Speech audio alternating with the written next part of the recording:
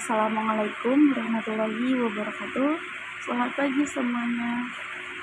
Di sini perkenalkan, nama saya Mas Nuhairani Pulungan dari jurusan Pendidikan Masyarakat Stambik 2019. Di sini saya ingin memberikan sedikit tentang peran pamong belajar dalam meningkatkan motivasi seorang warga belajar. Tetapi sebelum itu, di sini saya ingin menjelaskan apa sih sebenarnya pamong belajar itu. Pamong belajar merupakan salah satu komponen yang manusiawi dalam proses belajar mengajar, di mana pamong belajar ini yang ikut berperan dalam sebuah usaha pembentukan sumber daya manusia yang potensialnya di bidang pembangunan. Oleh sebab karena itu, pamong belajar yang merupakan salah satu unsur di bidang kependidikan harus berperan serta secara aktif dan menempatkan kedudukannya yang semakin berkembang. Hal ini dalam artian khusus dapat dikatakan bahwa pada setiap diri pamong belajar itu terletak tanggung jawab untuk membawa para warga belajarnya menuju kesuksesan. Nah, sebelum kita ke motivasinya, di sini saya ingin menyampaikan apa sih yang menjadi tugas pokok dari pamong belajar. Tugas pokok dari pamong belajar itu adalah yang pertama itu dapat melaksanakan pengembangan model program pendidikan luar sekolah, pemuda, dan olahraga. Yang kedua ada melaksanakan kegiatan belajar mengajar dalam rangka pengembangan model dan pembuatan percontohan program pendidikan luar sekolah, pemuda, dan olahraga. Yang ketiga dapat melaksanakan penilaian dalam rangka pengendalian mutu dan dampak pelaksanaan program pendidikan luar sekolah, pemuda dan olahraga. Di sini sebelum saya sampaikan motivasinya juga, di sini motivasi ini adalah di mana seorang ahli yang bernama Donald dan Sardiman mengatakan bahwa motivasi adalah perubahan energi dalam diri seseorang yang ditandai dengan munculnya feeling ataupun pikiran yang didahului dengan tanggapan terhadap adanya tujuan. Tetapi di sini itu yang sebagai calon pendidik ataupun sebagai tutor yang dapat memberikan motivasi itu tidak hanya seorang pamong belajar. Jadi siapapun orangnya itu dapat memberikan motivasi ataupun tidak motivasi belajar saja, tetapi dapat dari motivasi hidup. Di sini saya ingin mengatakan fungsi motivasi dalam belajar ataupun dalam hidup itu adalah yang pertama itu mendorong manusia untuk berbuat.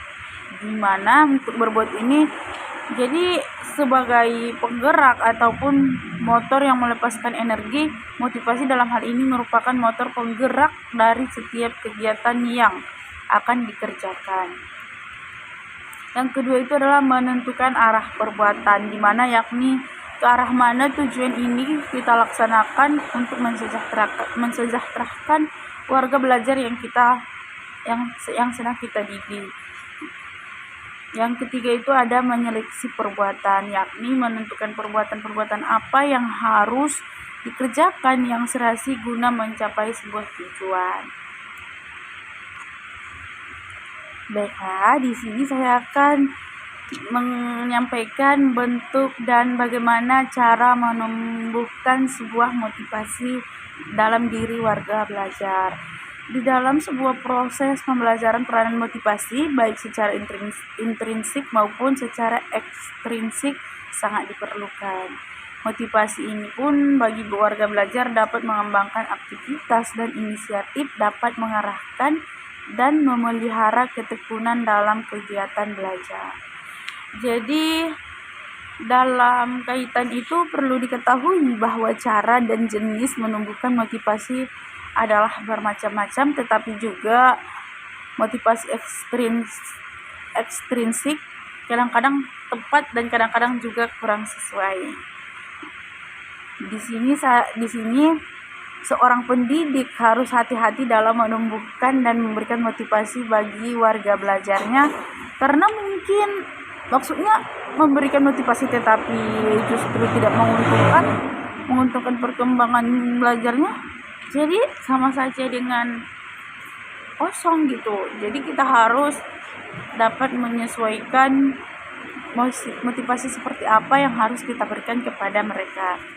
Di sini ada beberapa bentuk cara menumbuhkan motivasi dalam kegiatan belajar. Yang pertama itu adalah dengan memberi angka.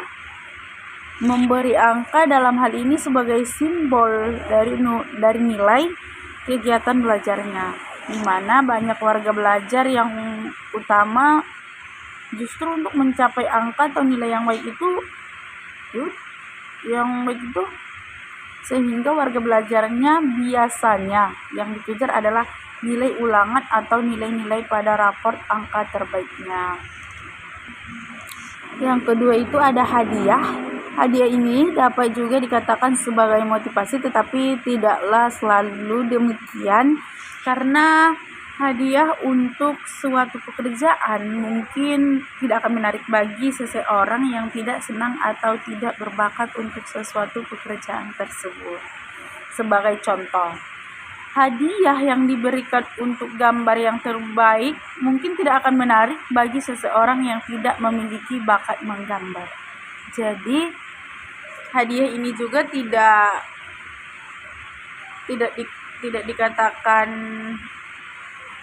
dikatakan motivasi jika seseorang itu salah, ataupun seperti yang dibilang tadi, jika suatu gambar diberikan kepada seseorang yang tidak menyukai menggambar, otomatis dia tidak terlalu tertarik untuk gambarnya yang tersebut.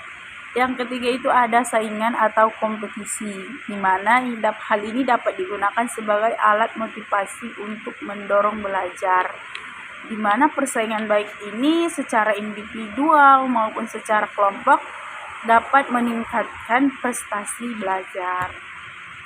Yang selanjutnya ada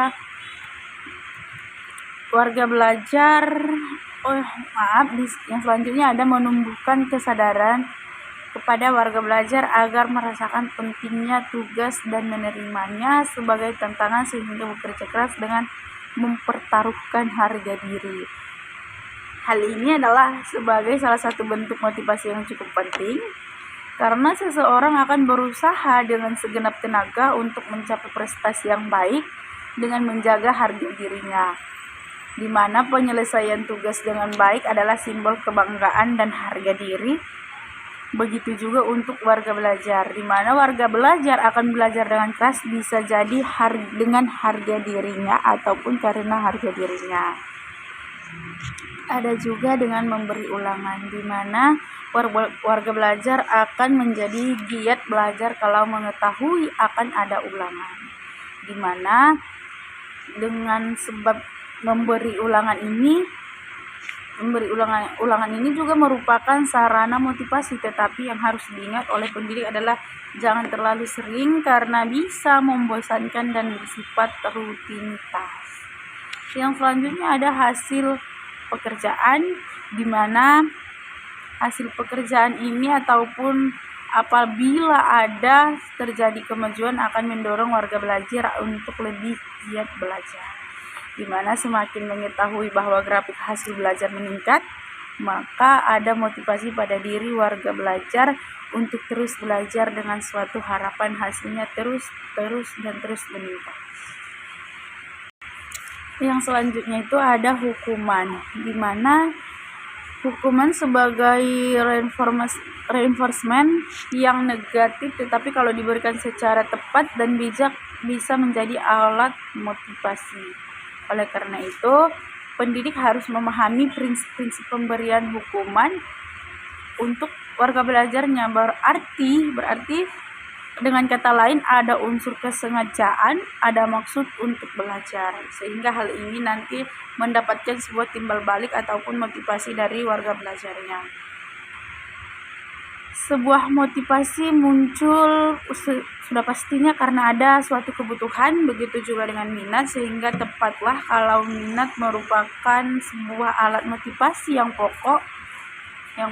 Proses belajar ini akan berjalan lancar kalau disertai dengan sebuah minat. Untuk mengenai minat, antara lain dapat dibangkitkan dengan cara-cara seperti membangkitkan adanya suatu kebutuhan, di mana sebagai seorang tutor nantinya, sebagai pamong belajar, kita dapat bagaimana cara membuat ataupun membangkitkan suatu motivasi dalam warga belajar itu, sehingga warga belajar menganggap bahwa sebuah pendidikan itu adalah suatu ataupun pengetahuan itu adalah suatu kebutuhan. Yang selanjutnya ada menghubungkan dengan persoalan pengalaman yang lampau, misalnya kita akan menghubungkan suatu motivasi itu dengan masa yang sudah berlalu, sehingga dapat menumbuhkan ataupun membangkitkan motivasi dalam kehidupan warga belajarnya. Ada juga memberi kesempatan untuk mendapatkan hasil yang baik menggunakan berbagai macam bentuk mengajar. Baiklah, di samping bentuk-bentuk ataupun motivasi yang saya berikan, sudah tentu masih banyak bentuk dan cara yang bisa dimanfaatkan, tidak hanya yang saya sampaikan itu saja. Mungkin jika kita terus menggali apa saja yang akan dapat membuat motivasi dalam hidup kita, itu pastinya masih banyak hal yang bakal kita temukan. Hanya yang penting bagi pendidik adanya bermacam-macam motivasi itu dapat dikembangkan dan dapat diarahkan untuk dapat melahirkan hasil belajar yang bermakna. Mungkin karena ada sesuatu ataupun bentuk motivasi warga belajar jadi rajin, tetapi pendidik harus mampu melanjutkan dari tahap rajin belajar itu bisa diarahkan menjadi kegiatan belajar yang bermakna, sehingga hasilnya pun akan bermakna bagi kehidupan warga belajarnya. Baiklah, mungkin itu saja yang dapat saya sampaikan. Kurang dan lebihnya saya mohon maaf. Assalamualaikum warahmatullahi wabarakatuh. Terima kasih.